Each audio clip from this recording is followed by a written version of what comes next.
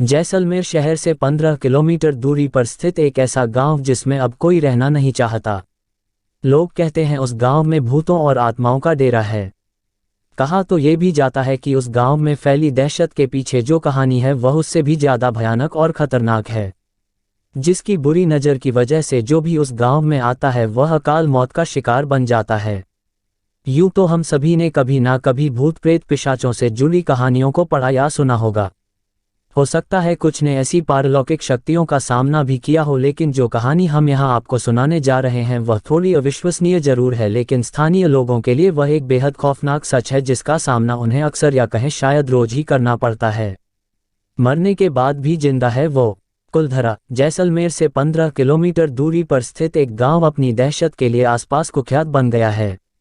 आपको ये बात तो पता ही होगी कि जिन स्थानों को पारलौकिक ताकतें अपने कब्जे में ले लेती हैं उन स्थानों पर बसने वाले लोग या तो स्वयं उस स्थान को छोड़कर चले जाते हैं और अगर नहीं जाते तो उन्हें अपनी जान से हाथ धोना पड़ता है। कुलधरा भी ऐसा ही एक गांव है जहां पहले ब्राह्मण समुदाय का वास था।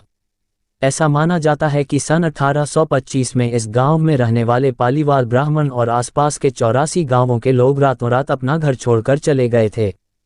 सन 1300 से इस गांव में पालीवाल ब्राह्मण की पीढ़ियां रहा करती थी और रक्षाबंधन के एक दिन सभी इस गांव को छोड़कर चले गए। ऐसा माना जाता है इस दिन कुछ ऐसा दर्दनाक घटा था जिसके बाद आज तक भी बहुत से पालीवाल ब्राह्मण रक्षाबंधन का त्योहार नहीं मनाते। मौत से छीनकर अपनी जिंदगी दोबारा वापस लाई बड़े पैमाने पर हुए इस पलायन के पीछे की कहानी कुछ ये कहती है। जैसलमेर के दीवान सलीम सिंह को कुलधरा समेत 84 गांवों के मुखिया की खूबसूरत बेटी से प्यार हो गया था।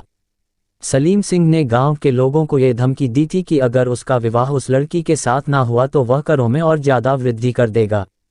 ऐसे हालातों में गांव के मुखिया ने उस स्थान को छोड़कर जाने का निश्चय कर लिया और अपने पीछे ये श्राप छोड़ गए कि जो भी उनके जाने के बाद इस गांव में रहेगा या बसने की कोशिश करेगा वह अपनी जान से हाथ धो देगा।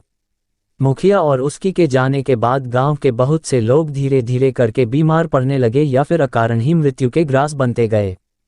इस घटना के बाद कुलधरा और आसपास के 84 गांव के लोगों ने अपना अपना घर छोड़ दिया और तब से लेकर अब तक कोई भी उस गांव में बसने की हिम्मत नहीं जुटा पाया है।